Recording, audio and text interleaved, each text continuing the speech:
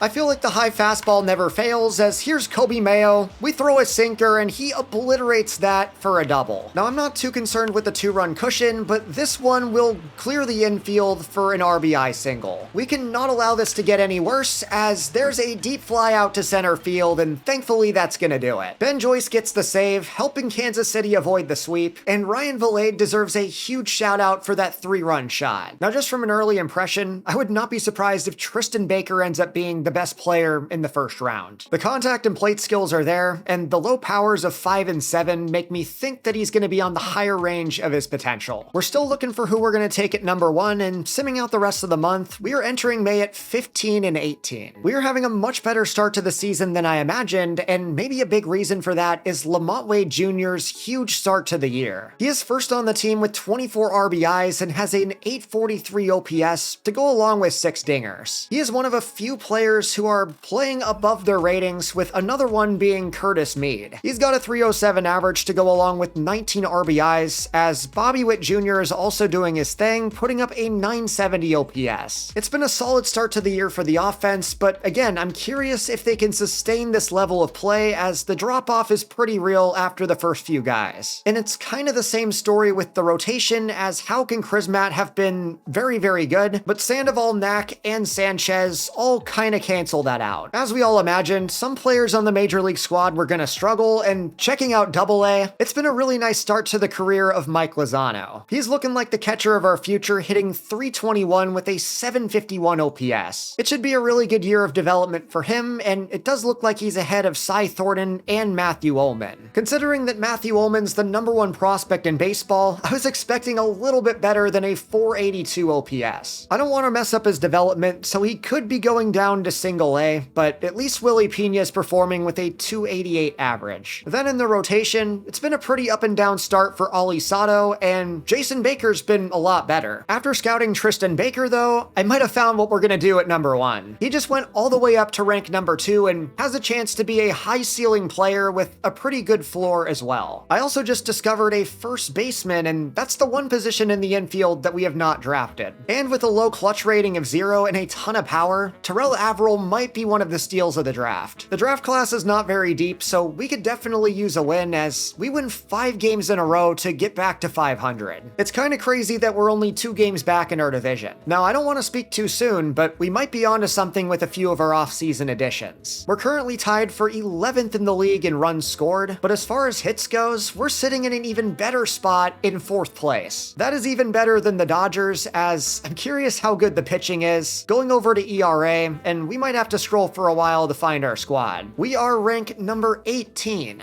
That is honestly a lot better than I expected. I'm very curious if we can keep this up, and going into scouting, Terrell Averill goes up to rank number 18. I already know what I'm gonna do in the first round, but if he's available in the second, that might be my guy. Now, there's no guarantee that we get Averill, but as a discovery player, I trust him to fall at least to the second round. So considering that we have the first and the 41st pick in the draft, I would like to take those guys and probably a closer as well, since this class looks really good. Nearing the start of June, we're currently sitting 1 game under 500, and with a division gauntlet against the Twins, the Tigers, and the Guardians on the line, this is going to be one of the most important stretches of the year, and we would go on to win 2 out of 3 of those series. Now, it's not a competitive AL Central, but winning 3 out of 4 against the Tigers is a really big deal. As long as we continue to hang around 500, I'm still going to hold out hope that we can make the playoffs, as we're approaching our final couple weeks of scouting with a few more options in the later rounds. At the start of July, we're sitting at 46 and 47, and as the losses continue to roll in, we're not going into the break with a lot of momentum. That will bring us straight into the MLB draft, and it's not a very good year to have the number 1 overall pick. The top 2 players on the board are both injured starting pitchers who I'm not going to even touch with a 10-foot pole. That being said, I'm still planning on taking Tristan Baker at number 1, and this should be a pretty low drama selection. I do wish that there was a generational talent, but unfortunately that's just not the way the cards fell, so I don't want to call this a waste of a first overall pick, but it certainly could have been a lot better. Now, as far as the rest of the draft class goes, I do really like first baseman Terrell Averill, and should he fall to the second round, that's probably who I go after. We had a great draft class last year, but the one position we did not address was first base. That being said, it would be really good to get a good one for cheap, but it's also a pretty good draft class for the rest of the infield, so we should have some options. We're jumping straight into this draft class, and like I said, no drama here. With the number 1 pick, we're taking Tristan Baker. Maybe not the flashiest selection, but he should be our left fielder of the future with a solid floor and a solid ceiling. Then simming forward, really hoping that Averill falls, and sure enough, he does. Now, with 2 selections in the second round, I do want to keep an eye out on the closer market because there's quite a few guys here who I would consider drafting. I really like the closer class, but I'm also seeing a lot of depth at starting pitcher, so we should take a couple of those guys later in the class. After going through my options though, Terrell Averill is definitely the best player on the board and will be the player that I take at number 41. At the end of the day, I couldn't risk a player with this much power falling to the 3rd round, and in competitive round B, we're finally selecting a closer. Considering that he was the last draftable closer on the board, I could not risk him falling any further. That will take us to the top of the 3rd round, where I'm not really sure what I'm gonna do. After looking at the board though, I think the best move is to take a starting pitcher, and even though Herschel Crane's a discovery guy, as the number 3 player in the class, I'm not gonna risk him falling any further. He's got a great combination of a high ceiling and a high floor, and at number 108, we're going for another starting pitcher. Andres Espinosa is one of the best players on the board, so even though this draft class might not be as strong as the one in season 1, it still feels like we're getting some pretty good players as we take David Lerma in the 5th round. That will give us another project infielder with a lot of versatility, and then to close things out, we're taking a flyer on a high ceiling, low floor starting pitcher Ted Jones. That will send us into the All-Star break with a 47-50 record, which is 3 games back of the 2 division leaders. While we're in 4th place in the division, we are exceeding expectations thanks to a number of players outperforming their baseball cards. I would say that our biggest free agent signing during the offseason was none other than Gavin Lux, and so far he has been living up to that with an 862 OPS, and he's 3rd on the team in RBIs with 49. Considering that we signed him to a 2-year contract worth $6 million total, I gotta say that that's looking like a steal. I also see a team-leading 52 RBIs for Lamont Wade Jr., which is even better than Bobby Witt. Now, his average is a little lower at 259, but with 52 RBIs and 15 dingers, I feel like he's making up for it. I also see that Ryan Valade is on a hot streak, and it's been a pretty solid year for Curtis Mead as well. Now, with all the players that we brought in kind of on prove-it deals, not all of them were gonna work out, and as you can see,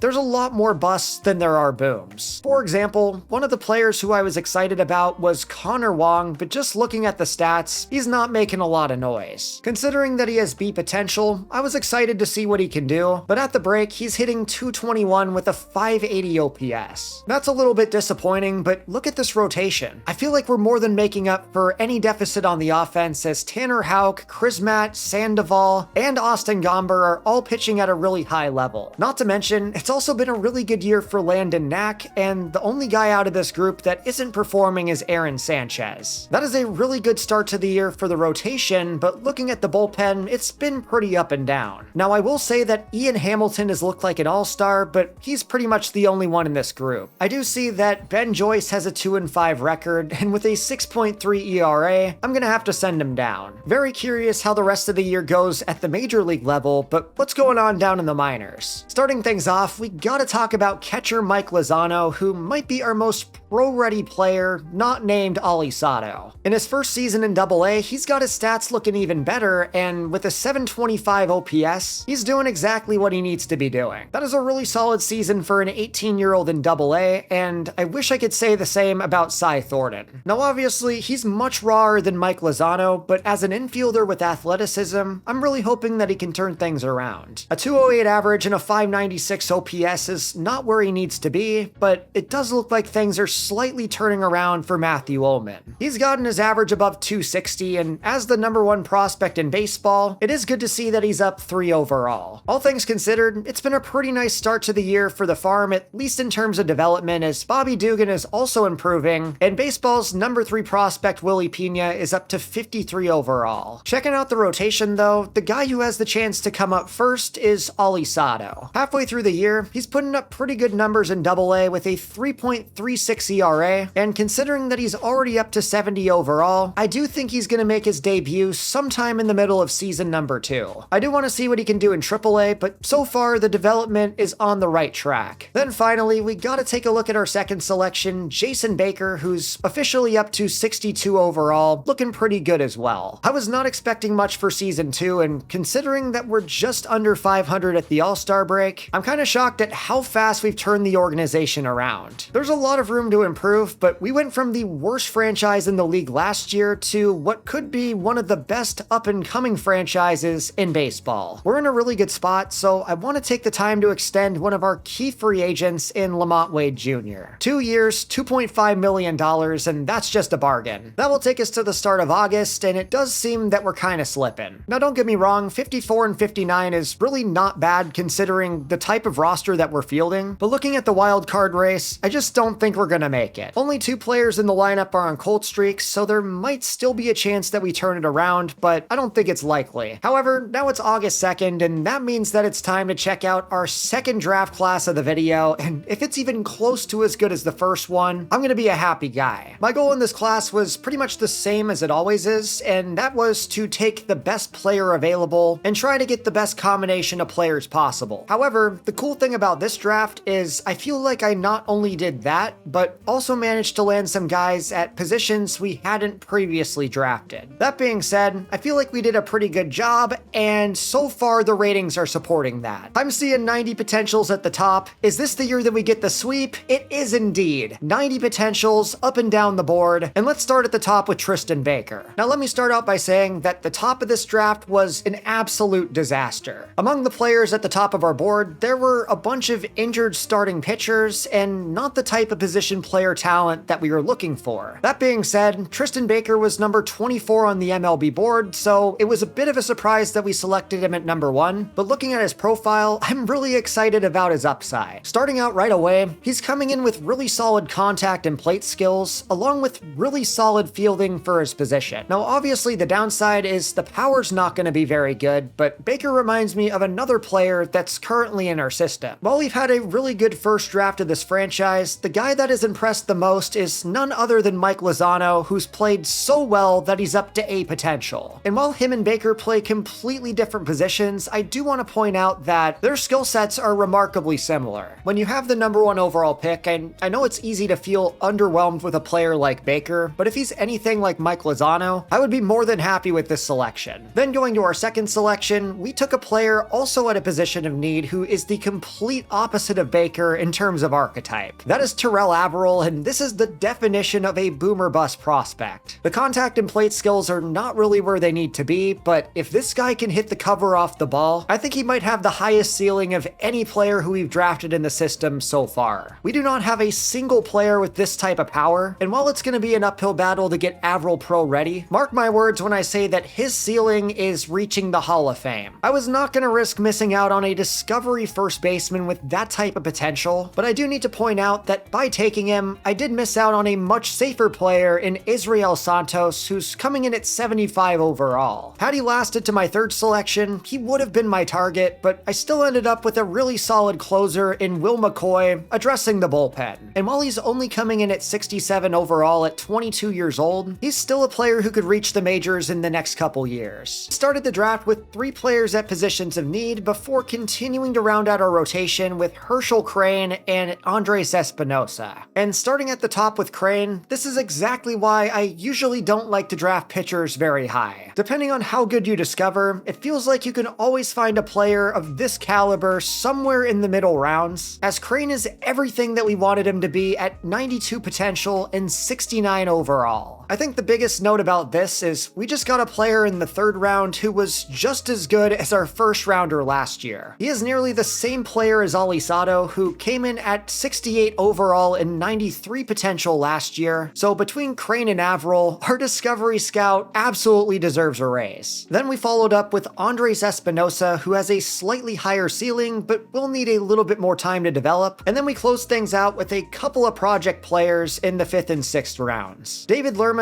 and Ted Jones are both going to take a long while to reach the majors, as they're looking pretty raw, but considering that they're later round flyers, I will absolutely take 2 guys with all-star level ceilings. Ultimately, I thought that last year's draft was insane, but this one looks to be even better. I know that it's way too close to tell, but let me know down in the comments which draft class was the best. Entering the month of August though, we're still very much alive for a wild card spot, so I don't want to just close the door on the season, although at 61 and 67, that might be what has to happen. And unless something crazy happens, we're more than likely not going to make the wild card with 3 teams in front of us for the 3rd spot. Nearing the end of the season though, that is not going to happen as we finish off 71 and 91, significantly falling off in the second half. Now there's definitely a silver lining to this, as we did not finish in last place in season number 2, but also because we finished near the bottom of the American League, we're still going to have a pretty solid draft pick. Now taking a look at some stats, Bobby Witt Jr, 33 nukes, 92 RBIs. I mean, he's going to do his thing at 99 overall. That's not really the variable we're looking for here, but good to know he had a good year. We're just going to skip right past him and go down to Lamont Wade Jr, who, as a $780K a year pickup, is about as good as it's going to get. 263 average, 774 OPS, and 81 RBIs was more than enough to earn him a 2-year extension. At the very least, he can be a good DH for us, and I'm never going to complain about 95 discipline. He was really good, but probably the 2nd best player on the team behind Bobby Witt was Gavin Lux. He is one of the highest paid players on the team at $3 million a year and just put up a 793 OPS and a 293 average to go along with 72 RBIs. That might not sound super impressive, but when you search by WAR, he came in 4th place overall behind Alec Thomas and Dominic Fletcher. It was a really nice season for him, and entering a contract year, I'm curious if he stays on the team long term. Now I just mentioned Alec Thomas, and it was also a pretty solid year for him in center field. I can't complain about 20 home runs to go along with a 753 OPS, and as a B potential player, he got a really nice year of development, especially against lefties. I think he's done enough to earn another another year on the squad, along with players like Ryan Vilade, who had their moments, but just couldn't quite find the consistency. Him and Rowdy Tellez were very much the same player in that regard, along with Curtis Mead, who I personally have some high hopes for, but he didn't really improve all that much. After those players, though, it kind of falls off after that, as Dominic Fletcher was not consistent at all, and I've already talked about Connor Wong. He just couldn't figure things out, and it's not really worth talking about the rest of the lineup.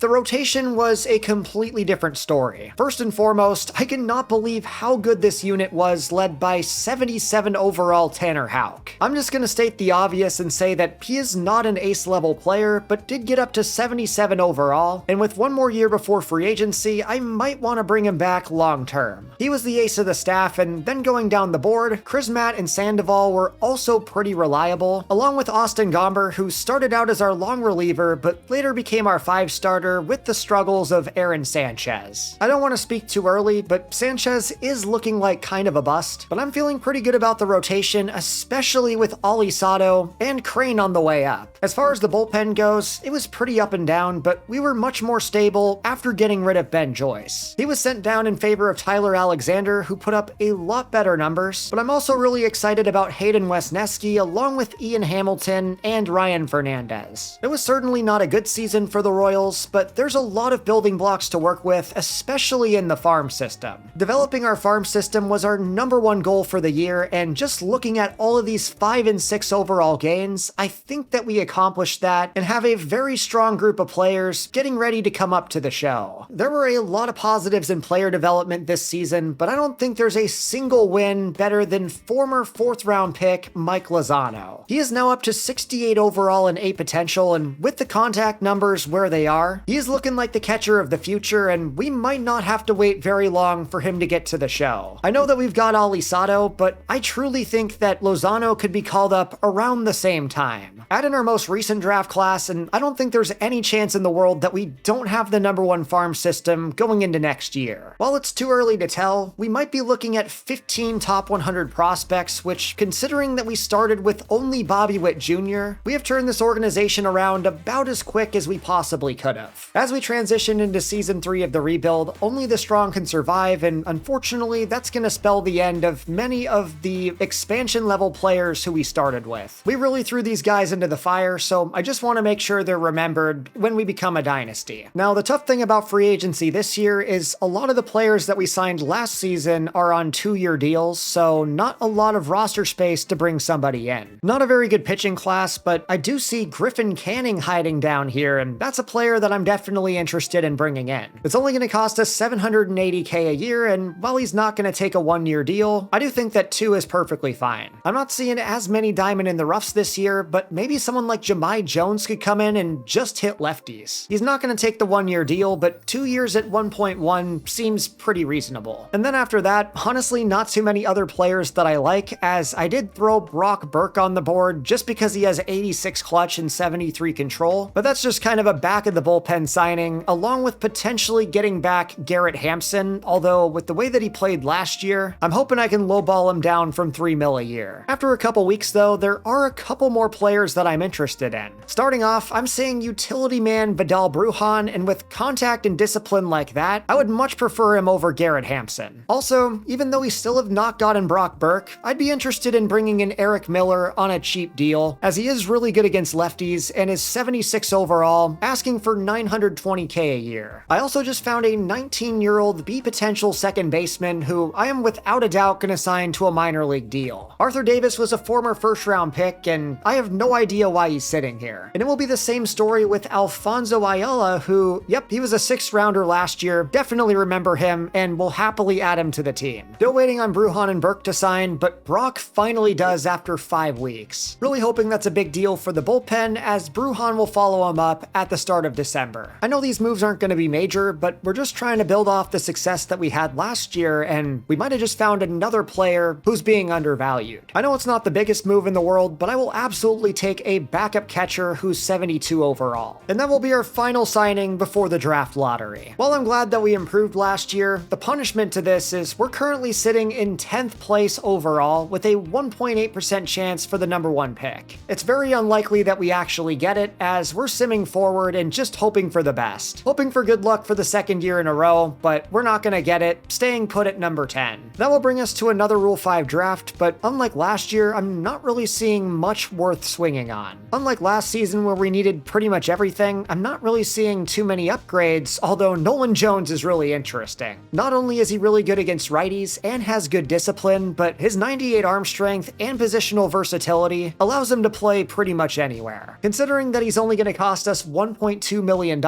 we may as well take a flyer on the former All-Star. Just like Ian Hamilton last year, he immediately becomes one of our highest overall players, and he should have no problem cracking the starting lineup, although the kids say I shouldn't say it like that anymore. The way that I see it, Nolan Jones is basically just a better version of Ryan Vilade, who very well could still make the major league team, but with the addition of the two Joneses, he might be better off in AAA. Alright, it's time for Season 3, aka Bobby Witt's age 27 season. Whew, we got about 4 years to win a World Series before he starts regressing. Honestly, I think we can do it. We're on a pretty good pace right now, and while the team's not in its final form per se, I do like the lineup a lot more than I did last year with the addition of Nolan Jones as a Rule 5 pickup, and Jose Tena comes up from AAA where he played last year. Along with those two guys though, we've also got a new second baseman in Vidal Brujan, while Gavin Lux moves to left field, effectively putting Curtis Mead and Dominic Fletcher on the bench. We've also got left-handed specialist Jahmai Jones, and remember that this is probably Connor Wong's last chance because of the fact that we have Matt Lozano coming up in AA. So that's the offense, but how about the rotation? Well, after a good season, Tanner Houck is entering a contract year, but we've also got Patrick Sandoval back for year 2, along with Nabil Krismat and Landon Knack. The new addition here is Griffin Canning, who we just signed to a veteran minimum deal, and he will have 2 years before free agency himself. That's a pretty solid rotation, and then in the bullpen, we've got Austin Gomber, who played well last year as the long reliever, along with a whole host of other bullpen arms, with the new additions being Eric Miller and Brock Burke. We're also trying out a new closer this year in Ian Hamilton because the Ben Joyce experiment did not go well last season. Now, entering the new year, I'm sure that we're still the worst team in baseball on paper, but that's honestly not all bad because look at the top 100 prospects. First of all, we've got 4 guys in the top 5, including 2 new players who we just drafted. That is really exciting as we also have 6 guys in the top 12 and 8 guys in the top 16. If we're not the number 1 farm in baseball, there's something extremely wrong as we have 11 guys in the top 24 and nobody's even gonna come close to that. Sure enough, we are number 1 in the league with 15 top 100 prospects, and that is right after having 8 top 100 guys last year. There's an insane amount of depth in this system, and I feel like Mike Lozano is even underrated. At 19 years old, he's already 68 overall and more than likely is gonna get the call up within the next year, along with guys like Ali Sato. Just 2 years after dumping the entire roster and starting from scratch, we're going into opening day against the Cubs, looking to start out Season 3 on a good note. After surprising every expert in the book in Season 2, we're looking to finish 500 this year. Opening day is on the road against the Cubs, and Gavin Lux is on first to start the game. After a pair of flyouts though, it's all gonna come down to Alec Thomas, and that is belted into right field, going back, but not gonna have the distance. After getting shut out on opening day last year, I'm really just asking for 1 run to be scored, but after Tanner Houck allowed another run, we're down 1-0, and Gavin Lux does not have the distance to drop this. In the top of the 4th, we still don't have a single hit, so it seems we're doing a lot worse than last year. That is not good news for a team that's expected to turn the corner. All I'm asking for at this point is 1 hit, and Rowdy pulls this one. Of course it was Big Rowdy. He also had a double on opening day last year. Now unfortunately, that was followed by a ground out, so it's still 1-0, and we're just trying to hang on. Now I do have to give credit here. The bullpen is very much doing its job, so we're still alive in the top of the 8th, and come on Big Rowdy, do it again! Send this deep into right center field, and it will not be far enough, despite being 97 off the bat. With 1 away, we're trying to get another runner on, but our Wong cannot hit the sweet spot. Just putting it simply, that was an embarrassing performance from our offense as we lost 2-0, only getting on base twice. It was a 1-hit, 1-walk type of day, and there wasn't much else good to say. Not a bad day for the pitching overall, as Tanner Houck gave up quite a few hits, but only allowed 1 run, so that's gotta count for something. down. I'm really hoping that we can bounce back for the rest of the series, as we lost the second game, but win the third 12-6. There's a little bit of offense from Kansas City, as Bobby Witt Jr. had 3 RBIs and Alec Thomas had a huge day with 6. On top of that though, it was also a 3-hit day for Connor Wong, so he's showing that he's not ready to give up his job just yet. Somehow in the first week of the season, a 3-5 record's gonna put us in second place, but now we're jumping right into scouting, giving the people what they want to see. We've got the number 10 selection this year, and just because we're probably not gonna get him, I really hope that there's not a generational player, just because that would make me really petty. While I don't think that there is, an interesting prospect that I did find is Martin Jimenez. Now, more than likely, I do think that he's too good to be true, but as a switch-hitting center fielder with a high ceiling and a high floor, along with a max contact of 95, I feel like I would be doing myself a disservice if I didn't at least look into his stats. I'm just gonna give him a week of scouting and hope for the best. Over the next week, though, we would go 2-6 with 3 losses to Cleveland, and taking another look at scouting, Martin Jimenez's ratings all go down. That is instantly going to take him off my board, and once again, I don't feel like this first round is super solid. It's another starting pitcher heavy class, and while that's not necessarily a bad thing, I am going to dig deep for a few potential gem position guys. Advancing 2 more weeks, we're 10-17, but going back to scouting, it looks like Alexis Delgado was the right decision. He jumps all the way up to number 7 on the board, and while he's a lot more of a project than I'd like, he is an option in the first round. A couple weeks into May, things are still not going right for the Royals on the field though, as we're sitting at 19-26. Very curious what the issue is here, as Alec Thomas is having a good year, along with Bobby Witt Jr., who's arguably putting up MVP numbers. Aside from those two guys though, it does seem the rest of the core is taking a step back, as Lamont Wade Jr.'s down to a 710 OPS, but it does look like the addition of Nolan Jones and the continued good play of Gavin Lux should be making more of a difference than it is. As far as the rest of the lineup goes, we're leaving quite a bit to be desired, as literally nobody else is playing good at all. I'm going to make a couple changes to the lineup, sending Connor Wong to the bench, but with the rotation still off to a pretty good start, I feel like there's not really much we can do. Entering the month of July though, we're sitting at 40-49, and it's clear that bigger change needs to come. That being said, we're going to finally make a couple call-ups, starting with first round pick Ali Sato from 2 years ago. The 22-year-old is putting up phenomenal numbers in AA, so he's just going to skip AAA entirely, getting the call up to Kansas City. And then for the second player, no surprise here, it's got to be Mike Lozano. He's having another really good year in AA this year with a 762 OPS, and there's no question that he's the catcher of our future. He's getting the call up straight to MLB as well. In year number 3, we have called up the first 2 draft picks of this video, as Lozano's going to be batting 8th, and Sato is also starting out at the bottom, all the way down at number 5. I'm very curious to see how these players do, but there might be no turning back for us, as I'm trying to trade Wong and Tanner Houck. That would take us straight into our 3rd MLB draft, where my plan is really just to take the best players available. While I do like to take position guys in the first round, there's only one on my board that I really like, and there's a very low chance that he actually falls to us, so more than likely it's just gonna be the best pitcher available. Out of the 3 pitchers on my board though, I do think that Bernard Drummond's probably my favorite, just because of how well balanced he is. The reason for this is it doesn't feel like any of his stats are outliers, where Lawrence Crawford and Marcus Cortez both have some really sketch numbers in the hits per nines. Even then though, still not really sure what I'm gonna do, as with the number 1 overall pick, well, the Blue Jays swing and miss. George Lorenz is gonna be a bust, and then at pick number 3, there goes Marcus Cortez. With 5 selections to go before our pick, there are 3 guys on the board that I like, so feeling pretty good about our chances to get one of them. Castaneda goes at number 6, but it looks like neither of the other 2 pitchers went off the board. I will say that it's really tempting to see Henry Castilla here, but I am going to play it safe here in season number 3 and just take the guy who I feel like is the most pro-ready player. That is Bernard Drummond, and he will be our first round pick of season number 3. As the number 5 player on our board, I've got really high hopes for him, but simulating to number 33,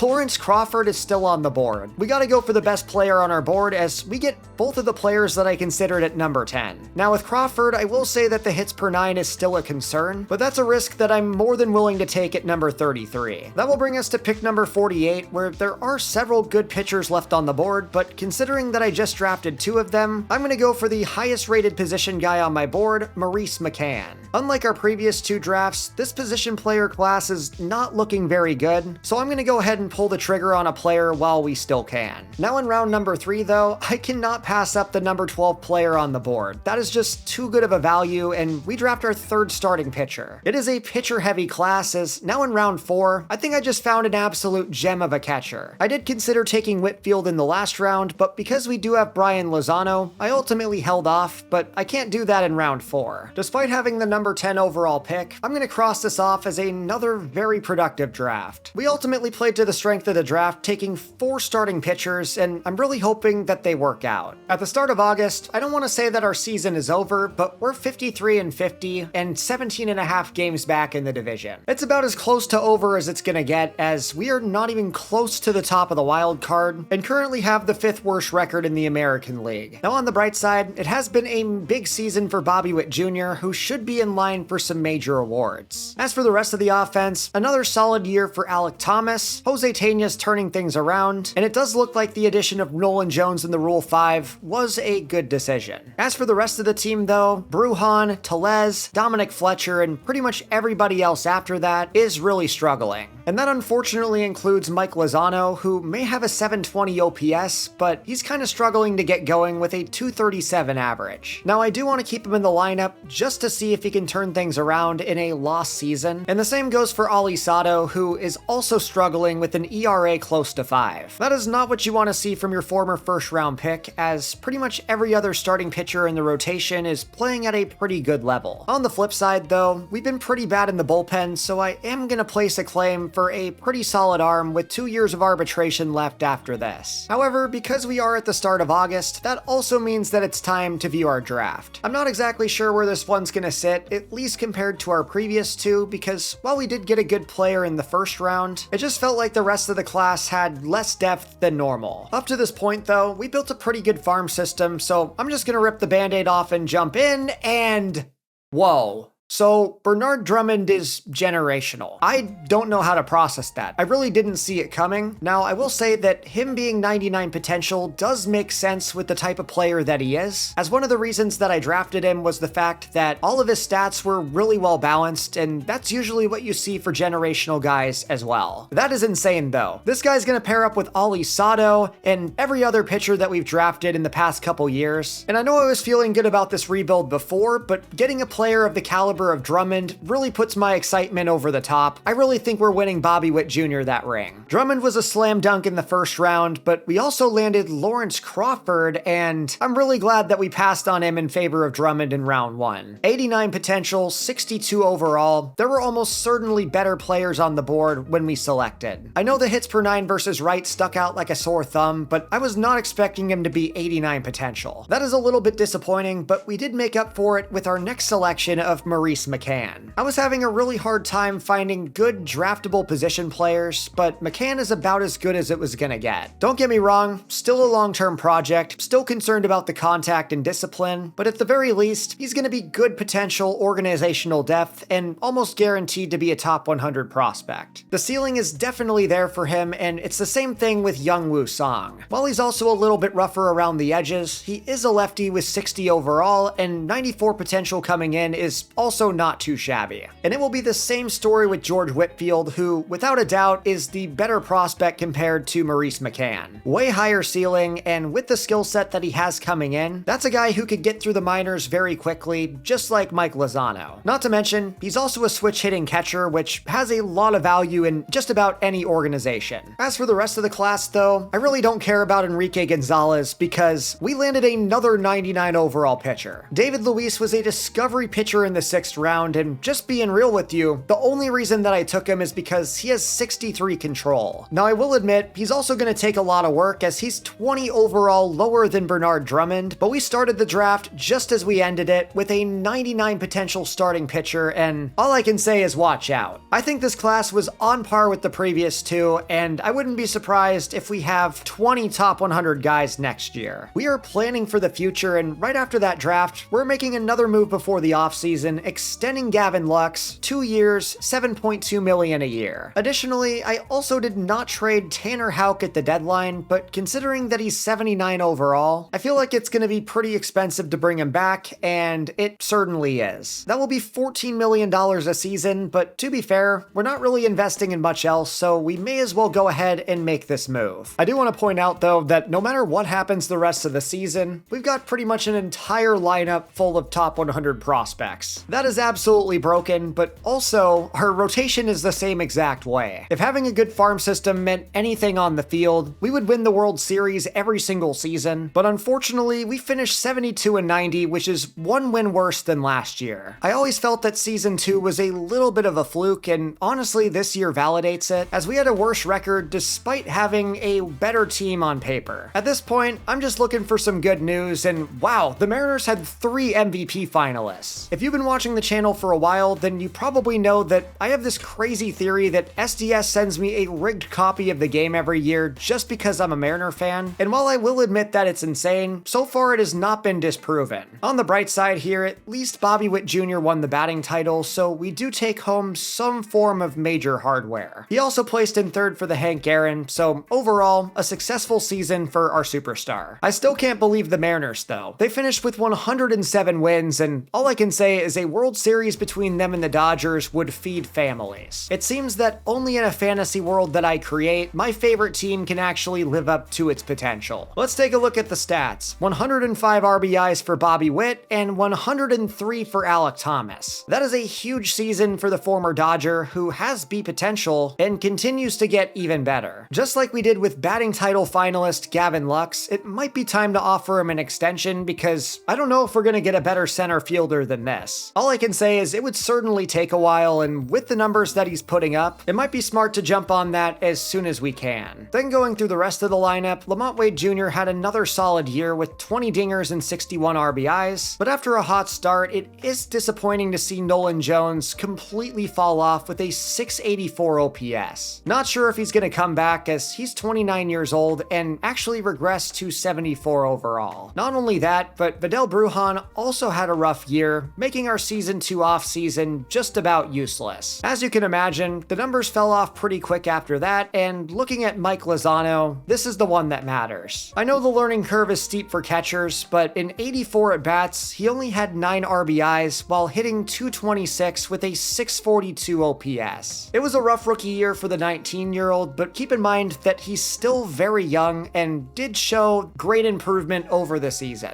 And I think I might have found the issue. For some reason, even though I put him at number 8 in the lineup, Mike Lozano never actually became a starter. He was backing up Hunter Fiducia that entire time, and I can't help but feel like we wasted his service time. He really could have used the development, but nonetheless, I will say that Fiducia had a pretty good year as the starter, which does open up this competition for next year. How about the rotation? Tanner Houck, 4.10 ERA, 1.36 whip, right after getting signed to an extension. Maybe not the best, as the rest of our rotation actually outshined him. Landon Knack was incredible, Nabil Crismatt did his thing, and Patrick Sandoval was actually serviceable. Going down to the bottom though, it was the story of another young player struggling, as Ali Sato came in and put up a 5.4 ERA, and as a former first-round pick, that is really not inspiring. There were no shades of Paul Skeens here, and that makes me a little nervous going into the future, although he still improved from 72 to 77 overall, so I'm not going to write him off just yet. As long as the guys in the farm continue to improve, I still believe that this rebuild is on a fast track, regardless of how many mediocre seasons we have moving forward. Just looking through the gains, I am seeing a lot of +4 and +5 overalls, so I'm going to count season 3 as a win, even if the Royals didn't play particularly well. Not to mention, advancing to the offseason, we've got the #1 prospect in baseball and so many other players in the top 10. I don't think I've ever seen anything like this, at least in the first 3 years of a franchise. Season number 4 is going to be all about trying to break 100 and hopefully getting some more prospects up to the show. Fortunately, the offseason's starting out on a pretty good note, as we don't really have anybody to bring back. Every single player in this batch of free agents is both old and also not significant to our future success. I will say that I'm a little disappointed the Michael Kopech experiment did not work out, but at $4.4 million a year, I'm not going to bring back a guy who had a 5.29 ERA. And goody, forget everything that I just said instead because my game just crashed, sending me all the way back to September. 74-88 is our new record. Not only did I lose my progress, but I also have to go all the way back through contracts and do this again. Of course, there's no auto-renew button yet because the game is just too advanced for that. Now, I did just offer Alek Thomas 1 year for arbitration, but after the season that he had, I think it might be a good investment to pay him a little bit more. How about 3 years at $15.6 million a year, and we might actually sweeten the pot and go a little bit higher. He's been a really consistent player for us, and while his potential's probably in the low B's, this type of power at center field is not easy to come by. That also helps us out since we are not offering arbitration to Nolan Jones, as I just feel like we have better options elsewhere. The same goes for Hayden Wesneski, Curtis Mead, and our previous backup catcher. One man's trash is another man's treasure. Vidal Brujan's going to the Phillies in exchange for a 71 overall reliever, and while it's not much, Brujan was not going to make the team, so it's kind of a garbage for garbage swap. And we are doing the same thing with Nolan Jones. We weren't going to resign him, so we flip him for a 22-year-old C-potential prospect who might actually have a future. It still doesn't make a lot of sense to make big-time swings in free agency, so the trade market's going to have to do. Every single player that we could want is just way too expensive for what we're trying to build, and considering that the rotation was pretty good last year and has more young guys on the way up, it just doesn't make a lot of sense to go get a high-quality starting pitcher. At this point in free agency, I'm not really seeing anybody at the right price who actually fits our team, so it does seem that we're better off waiting until much later in the free agent cycle to make our first move. I'm making another big-time trade, this time with the Mariners. We just traded Curtis Mead, Hayden Wesneski, and a throw-in D-potential reliever for Griffin Conine, who may have been buried on the Mariners depth chart, but for us, he's more than likely going to be a starter. That was basically a free trade as we were not going to resign any of the players that we had on the board, and it was probably unlikely that Seattle was resigning Conine. Advancing to week 5 of free agency, I'm just looking for some diamonds in the rough, and I think I just found one. Nolan Gorman is 80 overall, asking for a veteran minimum, and I cannot pass that up. It's really hard to imagine him being anything worse than a DH for us, so that's a no-brainer, as we are also signing Grant Holmes to a 1-year deal. As for the rest of the offseason, though, I do have one big target in mind, and that's Nathaniel Lowe. We could really use a stopgap after losing Rowdy Tellez, and while I could go super cheap, Nathaniel Lowe is one of the better hitters on the market, and he's only going to cost us $10 million a year. He would be our highest paid free agent yet, but honestly, I feel like it's worth it. I also just found an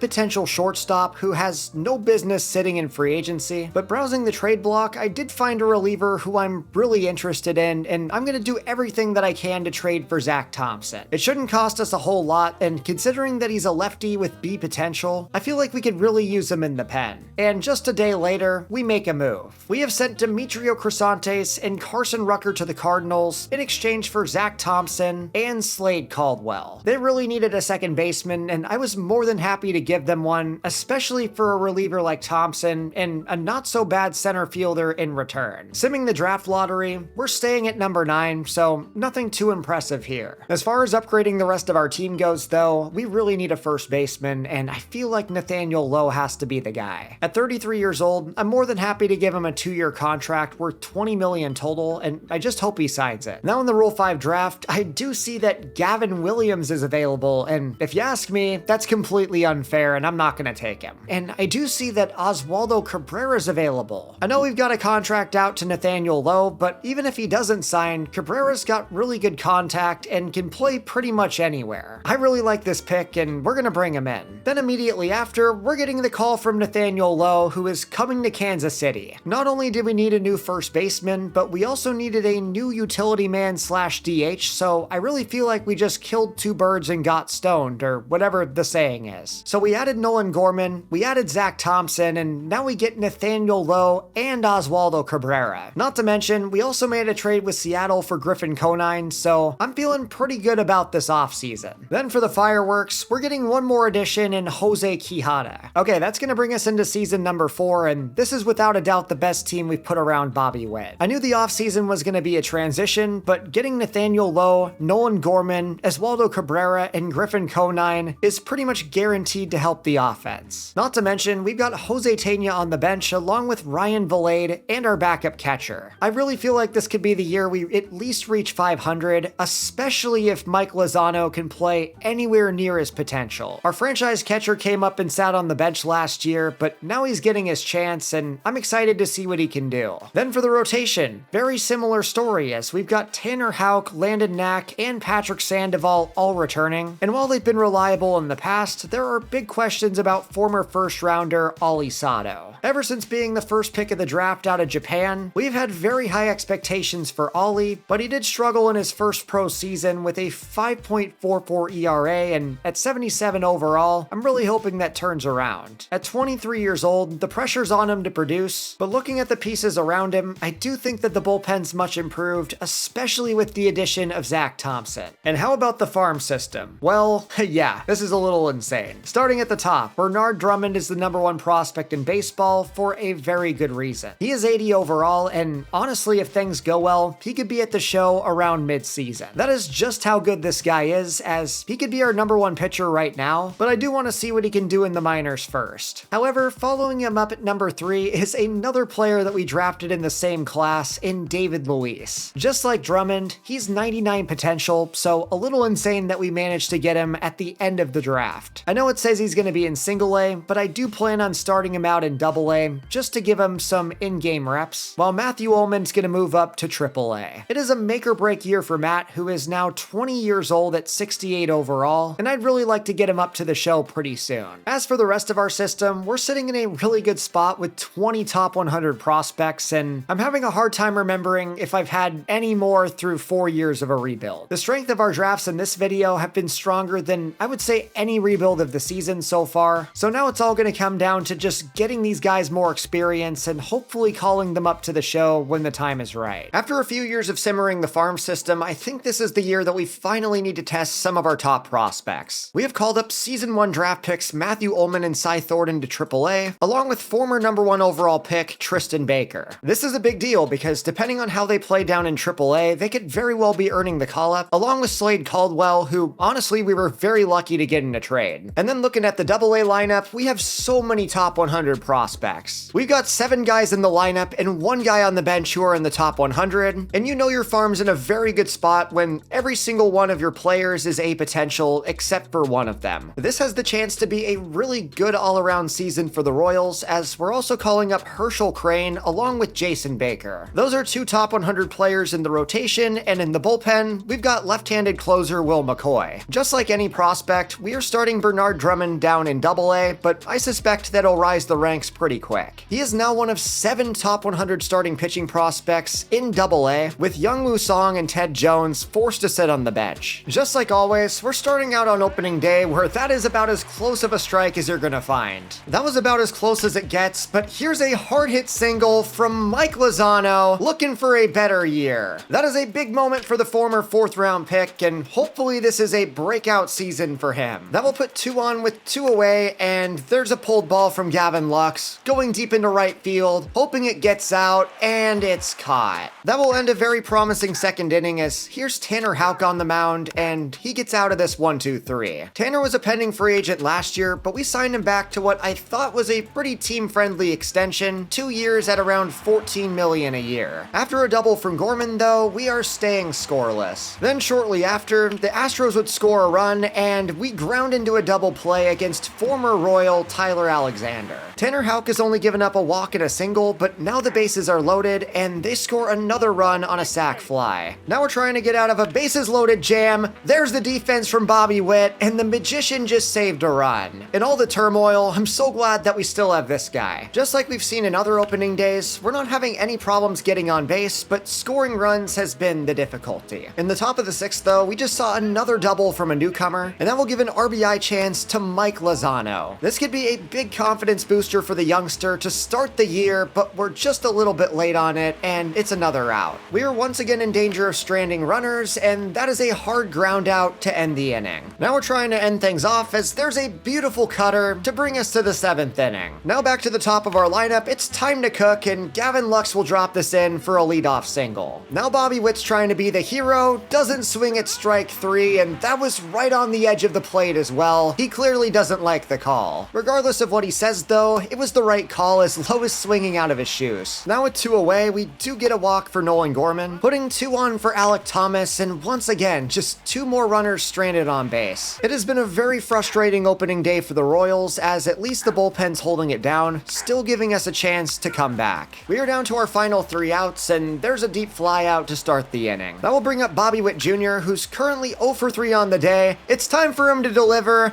That will drop in right field, and he will be in there for 2 bases. Our superstar comes through with a double when it matters the most. That will bring the tying run up to the plate, and while Lowe's gonna ground out, thankfully it's not a double play. Now it is all gonna come down to Nolan Gorman. Down to his final strike, payoff pitch is fouled off. He's staying alive for another pitch and does draw the walk, putting the tying run on first base. That will bring up Alek Thomas. 0 for 3 on the day. That is crushed into right field, and there's no way. The Royals have taken the lead on opening day, and we finally see some run production. That is a dinger from the newly extended Alek Thomas at just the right time, scoring Bobby Witt Jr. and Nolan Gorman in the process. What a play from Thomas, and that one's going to be remembered hopefully for the rest of the season. Now can Eric Miller close it out? Facing the bottom of the lineup, there's a walk for Cam Smith. Back to the top of the lineup, we got to be careful against Jeremy Pena, but that is lifted into right field, and that will be the end of the game. The Royals put it together at the 11th hour, and in the end, they finally secure an opening day W. We have been waiting on that for a couple seasons, and looking at how many hits we have, I do have to say that we earned it. We got production from pretty much the entire lineup, as Nolan Gorman had a hit and 3 walks, Thomas had the game-winning 3-run shot, and Mike Lozano had a hit and a walk. Not to mention, Tanner Houck went 5 innings, allowing 2 hits, 4 walks, and only 1 run. It may not have been a dominant victory, but there's no doubt that the walk-off win was exciting, as we're actually winning quite a few games early on, starting out with a 5-1 record. We're trying to keep our momentum going against Milwaukee, and down by 1, Bobby Witt Jr. loads the bases. We've got a very good chance to score some runs with nobody out, and with a runner on third, we've got a really good chance to score some runs with nobody out as Griffin Conine sends that deep, and that will be a sacrifice fly. We have tied the game, and now with runners at the corners, Nolan Gorman goes the other way, showing off the power, and that will carry all the way over the wall. That is home run number 5 on the year for Gorman in only 8 games. We would rally with 4 unanswered runs to win the game, and we're entering the first week of scouting with a 7-2 record. Now, just like in the other seasons of this video, we're picking in the top 10, which I'm once again excited about, as we have a chance to add another blue chip to a farm that's already looking pretty good. Not only that though, but after drafting a generational player last year, it looks like we might have the chance for another one. Now, how do I know that Willie Morey's generational? Well, starting off, if you look at the stats on the left side, they're completely balanced going down the board, with the present maxes being in the yellow. That's usually a pretty good indicator that a player is going to be 99 potential, but another thing that I like to look for is a low stealing of 0. Not to mention, he's also 18 years old with a max potential of 99 and a max overall of 81. These are all green flags that you want to look for, and if you want to learn more about identifying generational talents and just how to draft well, make sure you check out my scouting guide that I posted earlier in the year, but I also just created a Discord server where I plan to privately live stream a scouting tutorial. This will be exclusive to my brand new Discord server, which is also where you're going to be able to name any players in my future rebuilds, so definitely go to the description and join that. With a really good player on our draft board, we're simming forward, trying to stay in first place in the division as we win a tough one against the Mets and also take the series. Then just a week later, going into scouting, we do get the confirmation that Willie Morey is the #1 player on the board. We're sitting in a really good spot at 17-9, but even then, we're still in 3rd place in the division. Unfortunately for us, the entire AL Central's off to a pretty good start to the year, but that's not going to stop us from scoring runs against the Red Sox. There's the newcomer Nathaniel Lowe with an RBI double. We have broken a tie against the Red Sox, and now Bobby Witt Jr. goes deep into left field.